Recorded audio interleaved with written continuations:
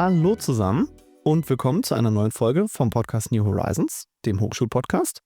Und heute haben wir einen besonderen Gast und für diesen Gast wechsle ich tatsächlich auf Englisch. And I think our guest can introduce herself. Hello, so I'm Vrakshita Kothari. I am studying international business and I'm from India. I've been here for around 2.5 years. So it's been a fun experience so far and I'm excited to be a part of this podcast. You said you're originally from India. So why exactly are you here in Germany and not in India? So I think it's mainly because of the different cultures. So I've always wanted to travel a lot. So I think coming to Germany gives me an exposure to a new culture. And so my family has been associated with European countries since quite long. So Europe was something that fascinated me more than America or Canada, where basically all my friends went. So I ended up in Germany, and I think even like, for example, the work culture here is quite nice because they know how to differentiate the personal life from the work life. But in India, the difference is not as much. So you do not get so much personal time or vacation days where you can actually relax as compared to in Germany. You said Germany fascinates you. What exactly fascinates you about Germany? So before coming to Germany, I always liked, for example, the clean air. For example, in India, we have a lot of pollution, so the clean air was definitely a nice thing. Then I know Europe is a country where so many people from different countries are coming together because there's better border restrictions here, so you can come easily with Schengen visa. So I knew I would meet people of different cultures. And so before, I never wanted to learn German, but somehow every single time I always had an option of like, okay, you should choose German language instead of, for example, Hindi or Sanskrit. And I ended up choosing German. So I think German was stuck with me. And then I was like, okay, it's just there in my destiny. So I ended up in Germany instead of any other country. Let me guess, German is very hard to learn. For sure. I've spent my year abroad doing here for 1 year and it's been a fun experience. The pronunciations just kill me with some words. For example, I cannot still say Cologne in German. That's the most difficult word for me. But I think I've sailed so far, passing all my German courses. So it's nice. And people do appreciate, yes, you do have good German, but I'm still quite nervous when coming to German. Well, I hope it stays that way with the good English. With German, I'm sorry. But where exactly did you choose Trier University of Applied Science and maybe not another university in Cologne or somewhere else? So the international business course that I was interested in wasn't a lot overall in Germany. So I think one was in HTW Saar and the other was at Hochschule Trier. And I met the people at Hochschule Trier and I found like the professor, for example, the first person I met here was Akim Gürüz. And I found the people here quite welcoming and the environment quite open. So I wanted to be at a place where there are less students so that you can actually get the focus. And in HTW Saar, because they already had this course for 1 year, so I knew a few people and their program wasn't as fascinating for me. For example, they just had 1 semester of year abroad, like we say. Maybe like the people at Hochschule Trier just made it more interesting for me. And because my sister was in Saarland, that's why I stayed towards this region. And I ended up at Hochschule Trier, and I think it's a really good opportunity. And I think it was a good decision by my part that I came here instead of going to any other. What do you like about international business? A chance to travel, as I mentioned before, because obviously if I have international in my business program, it means that there is more internationalized things. So that was one thing. And apart from that, I think like, for example, in India, BBL is BBA, and there is basically a rush of crowds just coming and doing the course. What does it stand for, BBA? Bachelor's of Business Administration.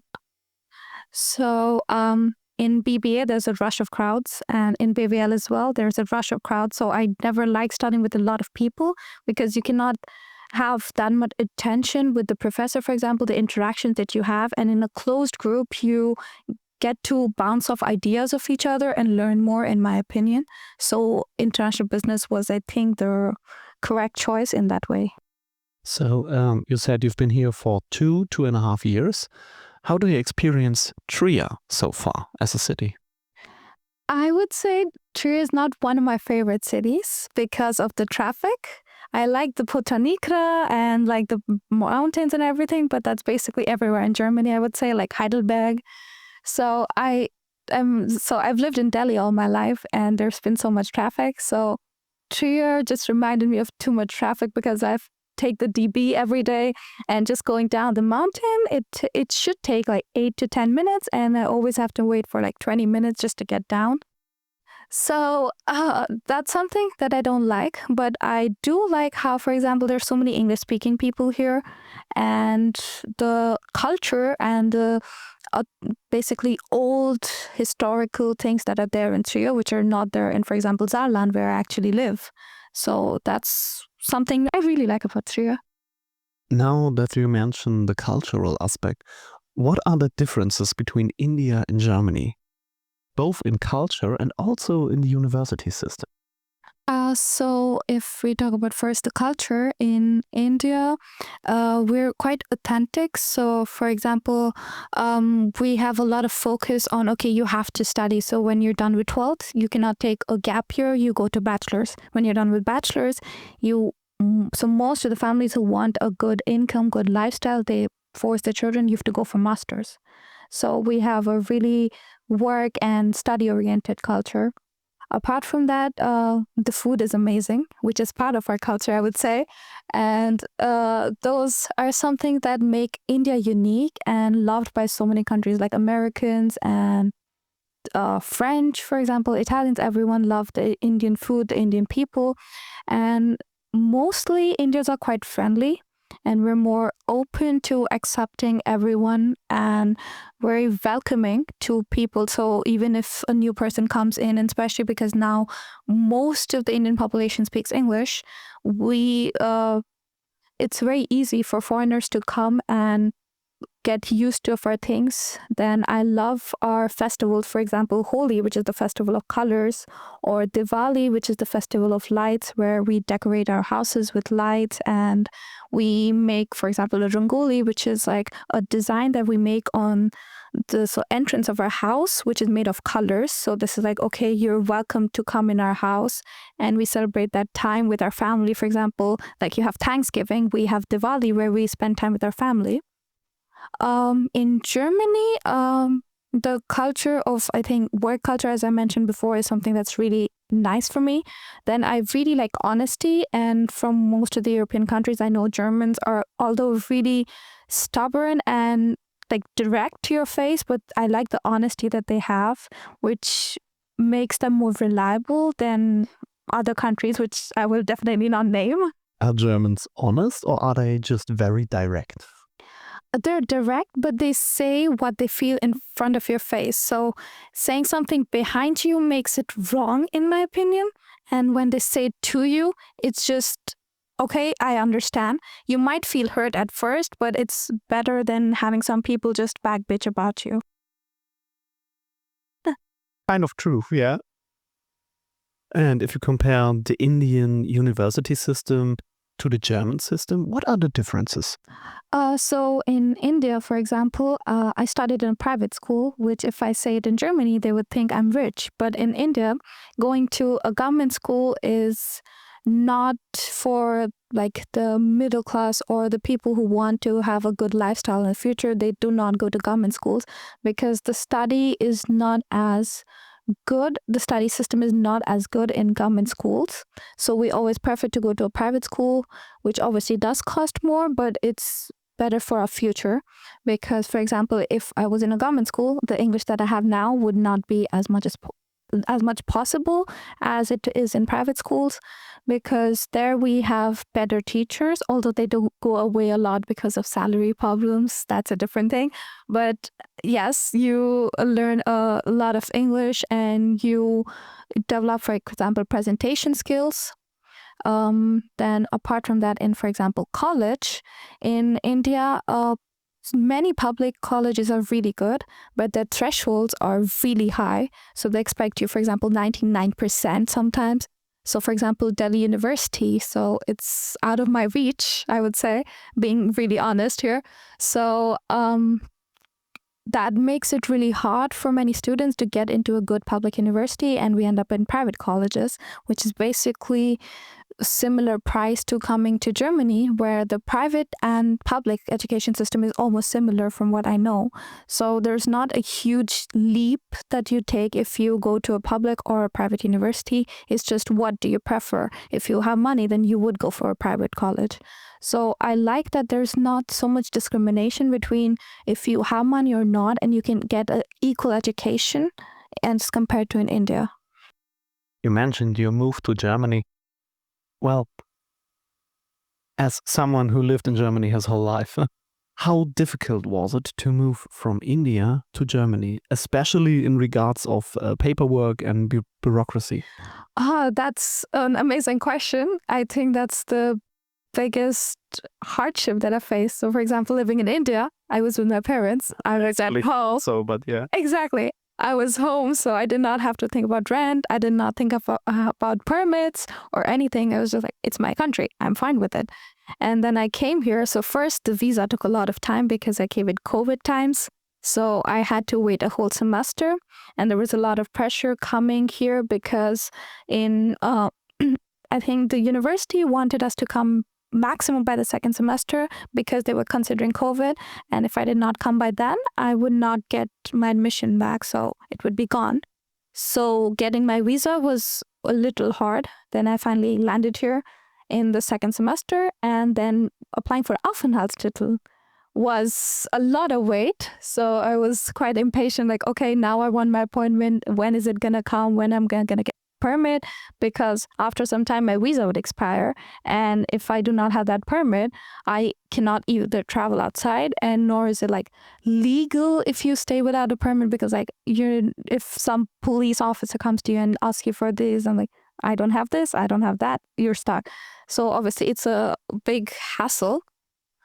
And then I saw, like, I never knew so many posts could come at your house. I got posts from ARD, I got posts from the health insurance, from Aufenthaltstitel. So even for getting a card, I had to go again for my appointment. So I was bombarded with posts. I never had a file with just like papers. And now I have like 2 thick files in just 2 years with just papers of different places, DHL, TK, everything. That's basically normal in Germany. I realized that. And in India, I never had to worry about that. It's like health insurance. We don't even do health insurance in India. What about bureaucracy in India? How does it work? So obviously, I'm not aware of how it would work for a foreigner. But in India, for example, you have a ration card, you have an Aadhaar card, and passport.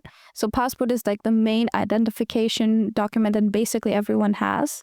Then Aadhaar card is, for example, used for some places to verify, okay, your name is, for example, Vrakshita Kothari, or is it not?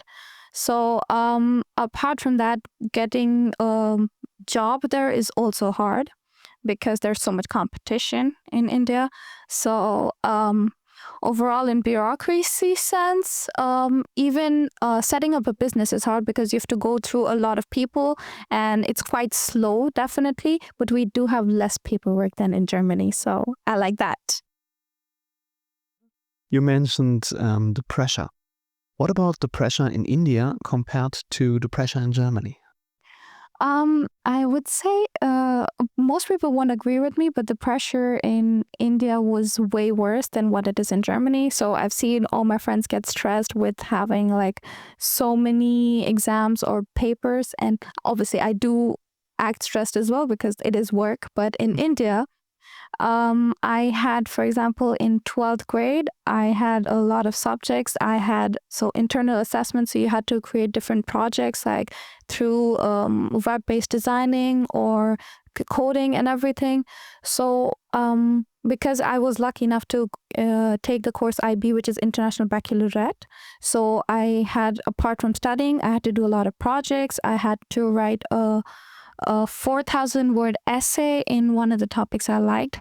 So the stress was a lot, and I think that prepared me to come to Germany. So I did not find it as stressful in terms of study.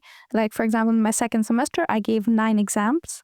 So which was okay for me because I've done it before. Like, I remember in 9th or 10th grade, I had 3 exams in one day of 3 different subjects. So that was... It's a lot. Yes, for sure. A lot. So the stress in India is different because, for example, I'm lucky my parents don't do this, but many parents compare their children's grades to others. So you feel like I have not done enough. And then you see so many people getting like 99% and something, and you're like, I'm just a 70% student.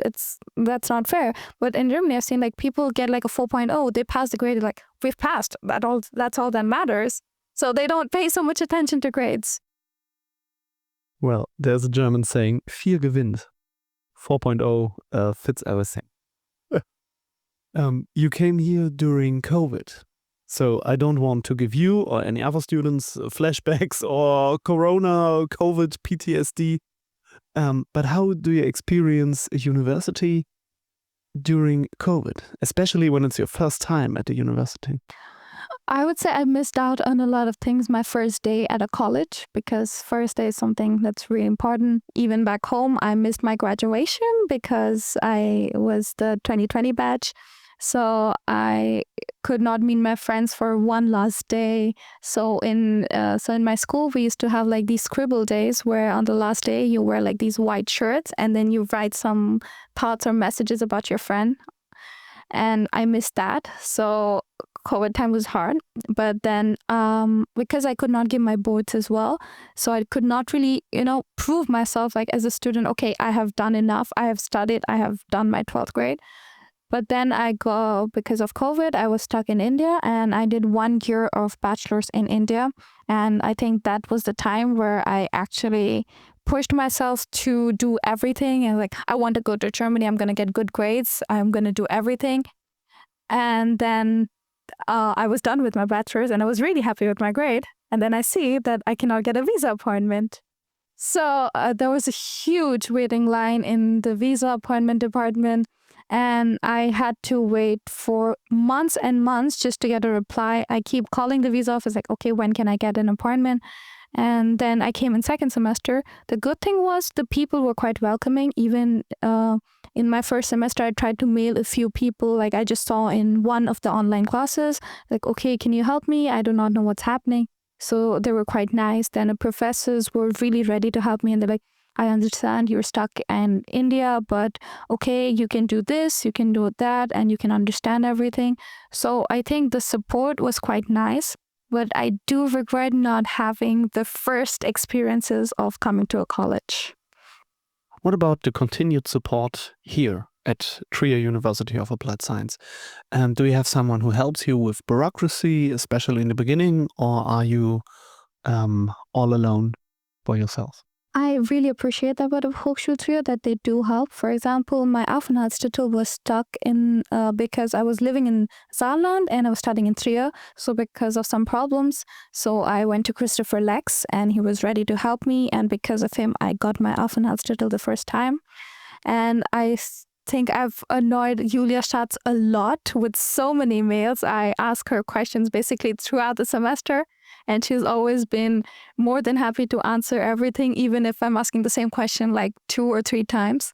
So I think like if you're willing to put the effort of asking somebody something, all the people here are ready to help. For example, even for my year abroad, I did not know which courses to take because the student handbook does not help as much as asking a professor themselves. And for example, Jörg Gutsche, the professor, he really helped me understand, okay, which course could be good for me with the career I want to take. So I think people here are quite helpful, and that's why I was happy coming here. You mentioned Christopher Lex and Julia Schatz. They are both part of the international office. So I guess the international office is your best bet if you need help with formulas, paperwork, and so on. For sure. They know everything and they always connect you to the people forward so that, okay, you do not know this, I can help you with that. For example, I was confused with the work hours. I mailed Julia Schatz and she's like, okay, I don't know exactly. She helped me with the little things and then she forwarded it further so that, okay, I can get a perfect answer from the Lisa Horn. Yes. Mm-hmm. Sounds like a good address if you need any help. Yes. And when are you finished exactly with international business? So I have my course going on right now. And if I pass my last exam, then I just have my internship and my thesis to write. So I'll be doing... Fingers crossed. Yes. So I'll be doing my internship in mid of September. So hopefully I'll be graduating by next year. But And God. I hope it will work. And after that, do you have any plans what to do with international business? So I would like to have a little work experience in the international. So I'm interested in marketing. So in international marketing or global marketing. And after, for example, a year's experience, I would love to do a master's. And maybe then I will get my first day of college. Well, you have very close to Trier, you have Luxembourg, France, Belgium. I don't think that's the worst place to get into international business or marketing or finance or whatever. I would love to go to Luxembourg, but they're filled with finance internships. True. Yes. Where exactly are you doing your internship? So I'm doing it at KSB, which is a pumps and walls manufacturing company. So I'll be working in content marketing. So what new horizons have opened up for you since you've been living in Germany? The best thing was I've become more accepting to people of different cultures and the stereotypes that we originally have coming from, for example, India. When you don't know people of every country, for example, you always have a stereotype. And coming here, meeting so many people of different countries, I got rid of that stereotype and I learned more about, okay, what are the hardships that those countries might have or what are the culture that they come from. And I understand, like, for example, if I think of somebody Christian, I would not know as much about the Christian holidays because, okay, Christianity is a religion. I don't know about it. But I found out more things and every culture is kind of linked in a way. I understood that. And that helps you really grow as a person because you understand more things and you get so many new experiences that, for example, food is a best thing. I'm a vegetarian, so obviously it's hard for me to try different cuisines, but I learned there are so many vegetarian dishes throughout, except for Germany, they're throughout the world. And the people are so nice that they want to know more about you. And I think even the Germans, I originally came with the mindset they're really direct and stubborn, but the Germans I met here were so friendly, and because they were accepting to me, even if I come from, for example, India, and it just made my whole experience, the 2.5 years, really easy because I knew, like, okay, if I had some problem, I could go to them and they would know more than me. And the first step to actually coming to a different country is to know that people would know more than you. You do not know everything. If I know, I might know a lot of things about India, but coming to Germany, I do not know things. I cannot assume. And what I learn back home is not actually the reality of what the actual conditions are. Like, I did not know DB had so many delays, even if Germans are punctual. So you have to be willing to understand, yes, people know more than you, and you have to be ready to accept that. Vrakshita, thank you very much for your time and for your insight. This was very interesting. If the people have any questions for you, they can put it in the comments. And maybe we will meet another time. And until then, good luck for your exams and maybe see you in the future. Thank you so much for having me here, and I hope you learned something from me and my interview was insightful. Und euch vielen lieben Dank fürs Zuschauen oder fürs Zuhören und ja, bis zum nächsten Mal bei New Horizons.